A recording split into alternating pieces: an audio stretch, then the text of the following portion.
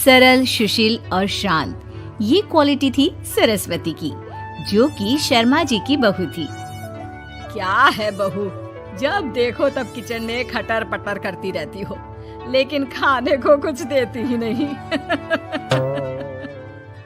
कैसी बात कर रही हो पीयूष की अम्मा, सुबह से 4 कप चाय, 2 बार नाश्ता और इतनी सारी बहू के हाथ की नमकीन तो खा चुकी हो, फिर भी ऐसा बोल रही हो।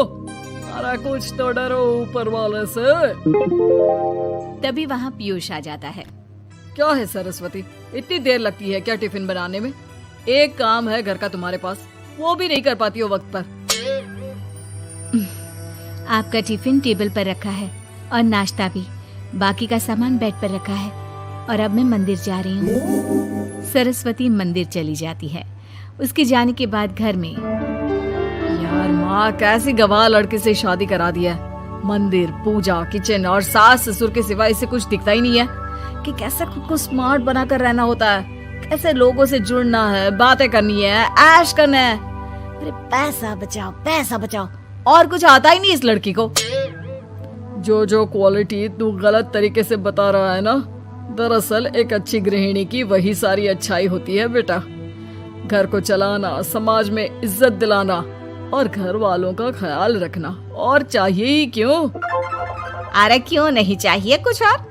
लड़की ऐसी होती है कि घर आए तो पूरा घर बदल कर रख दे, सभी को खुश रखे, लेकिन बहू के अंदर तो ये सारी क्वालिटी है ही नहीं। अरे खुश तो उन्हें रखा जाता है जो खुश रहना जानते हैं, तुम लोगों को तो कोई खुश नहीं कर सकता।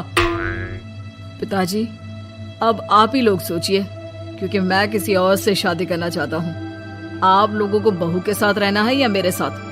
क्योंकि मैं अब इसके साथ नहीं रह सकता। मैं बहू को नहीं छोड़ सकता। उसके मरते पिता को मैंने वादा किया था कि मैं उसे बेटी बनाकर रखूंगा। तो ठीक है ना माँ, तैयार कर ले अपना सामान, हम दोनों किसी और घर में रहने चलेंगे तेरी नई बहू के साथ। अरे हाँ बेटा वही ठीक है, लेकिन मैं तेरे पिता के बिना भी तो नहीं रह सकती। तो मेरे बिना रह सकती हो? ठीक है, मैं अकेले ही चला जाता हूँ। बेटा वहाँ से चला जाता है, लेकिन सास का दिल नहीं लगता। बहू मंदिर से भी हो आती है और फिर, माँ पिताजी खाना लग गया है, खा लीजिए। हाँ, तुझे बस आता ही क्या है, खाना बनाना और खाना खिलाना। अरे सुन, मेरे सारे कपड़े पैक कर दे। क्यों माँ जी, कहीं जा रही हैं क्या? हाँ बेटे, ये अपने बेटे के साथ रहने जा रही है, लेकिन घबरा मत, तेरा पिता तेरे साथ है। बहू समझ नहीं पाती कि उसके साथ हो क्या रहा है, लेकिन फिर ससुर उसे सारी बात बता देता है। बेटा, ये नई बहू कब आ रही है? मुझसे घर का काम नहीं होता। वैसे भी तेरी पहली निकम्मी बीवी ने मुझे किसी काम का नहीं छोड़ा। माँ वो बस आने ही वाली है, और हाँ माँ, उसके आगे ना थोड़ा स्टैंडर्ड से रहना, क्योंकि वो थोड़े बड़े घर की लड़की है, उसका एक स्वैग है, स्वैग। तभी वहाँ एक बहुत सुंदर सी लंबी सी लड़की आती है। हे पीयूष, भागकर कैब से मेरा सामान ले आओ, और हाँ प्लीज एसी ऑन करके जाना।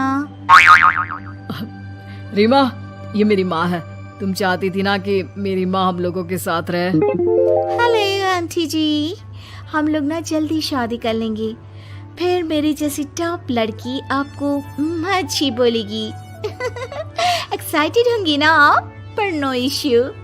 पीयूष सामान ले आओ ना, एंड आंटी आप पानी ले आइए प्लीज।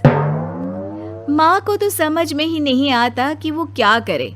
वो बहू के लिए पानी लेकर आती है तो उसका पैर पर्दे में फंस जाता है और वो गिर जाती है। ओहो, पूरा पानी गिरा दिया। कांच का ग्लास क्यों छूती है जब हाथ पैर नहीं चलते? कितनी मुश्किल से मैंने और पीयूष ने ये गृहस्थी बनाने की कोशिश की है।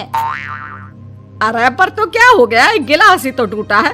अपने घर में तो रोज एक तोड़ती हूँ, लेकिन मजाल है सरस्वती कुछ कहे। और हाँ, मैं पानी वानी नहीं पिलाने वाली, मुझे ऐसी कोई आदत नहीं है। बहू हो, बहू की तरह रहो, समझी? तभी वहाँ पीयूष आ जाता है, जिसे देख रीमा रोने लगती है। देख लो अपनी माँ को, कैसी खरी को छोटी सुना रही है। और अभी तो मैं आई हूँ, थक गई थी, बस पानी क्या मांग लिया। कह रही है बहू हो, बहू की तरह रहो।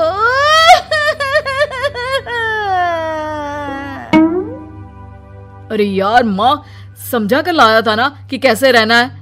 माँ ऐसा करोगी तो मैं भी नहीं रख पाऊंगा तुमको हमारे साथ। वैसे भी आप ये समझो कि रीमा ने खुद कहा था कि माँ को साथ रखना। अरे हाँ हाँ बेटा, वो सिर्फ इसलिए कि मैं घर का सारा काम करूं, बैठे बैठे इस महारानी को खाना पानी दूं। वैसे भी मैं जा रही हूँ, मुझे तो इस लड़की की शक्ल भी अच्छी नहीं लग रही। मेरी सरस्वती के आगे तो ये कुछ भी नहीं है। निकलो निकलो यहाँ से। मैंने सोचा था बिना पैसे का नौकर मिल जाएगा, लेकिन नहीं। कुछ लोगों को आदत होती है फ्री की रोटी खाने की। निकलो यहाँ से। पीयूष, धक्के मार कर निकालो इस औरत को यहाँ से। अरे ये कैसी बात बोल रही हो रीमा? ये माँ है मेरी, माना थोड़ी जिद्दी है। अरे वाह बेटा वाह, अभी भी तुझे मेरी ही गलती दिख रही है ना? कोई बात नहीं। माँ वापस घर आ जाती है। बहू, मुझे माफ कर दे बेटा, वो तो शैतान का नानी है। माँ, मैं उनके बारे में कोई बात नहीं करना चाहती। ये मेरा मायका है। अब आप लोग मेरे माता पिता, मैं हमेशा यहीं रहकर आप लोगों की सेवा करूंगी। नहीं नहीं बेटा, हम करेंगे तेरी शादी किसी अच्छे लड़के से। अरे कोई जरूरत नहीं है, मैं देख कर आई हूँ जो हालत है ना पीयूष की, वहाँ नहीं टिकने वाला ज्यादा दिन। ना टिके वो उसकी मर्जी, लेकिन मेरी बेटी इतनी गई गुजरी नहीं है जो उसे कभी भी छोड़ो और कभी भी वापस आ जाओ तो वो तुम्हें अपना ले। अब ज्यादा ही हो रहा है आपका। माना मैंने गलत किया बहू के साथ, लेकिन वो उसका पति है। और फिर कहावत है ना, सुबह का भूला शाम को वापस आ जाए तो उसे भूला नहीं कहते। तभी वहाँ पीयूष आ जाता है। माँ, वो भूला आ गया, मुझे माफ कर दो। सरस्वती के जिस गुण को मैं सही नहीं मानता था, दरअसल जीवन को सही तरीके से जीने के लिए वही गुण होने चाहिए। मुझे माफ कर दो सरस्वती, मैं आज के बाद तुम्हें और पापा को छोड़कर कहीं नहीं जाऊंगा। और मुझे भी बेटा। बेटा जहन्नुम में भी जाए तो उसके साथ रहने को तैयार हो जाए, वही तो माँ होती है। मुझे माफ कर दो माँ।